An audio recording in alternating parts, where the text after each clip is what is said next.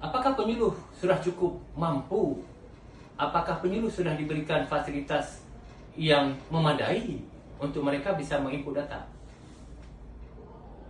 Maka kami Komisi 4 sebenarnya dari dulu sudah meminta kepada Kementerian Pertanian agar harus ada penyuluh di setiap desa. Jadi satu penyuluh satu desa, sehingga data dia konkret. Kemudian berikan fasilitas. Dan mungkin di Komisi 4 sudah berulang kali saya sampaikan, kita bangga dengan penyuluh. Karena data awal masuk data pertanian dari penyuluh.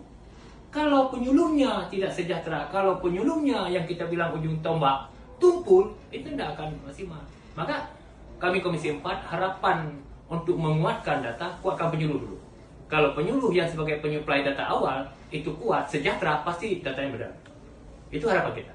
Maka sekali lagi, pada kesempatan ini saya juga meminta kepada Kementerian Pertanian, optimalkan penyuluh, sejahterakan penyuluh, berikan beban kerja sesuai dengan apa yang diterima oleh dari negara. Saya pikir itu.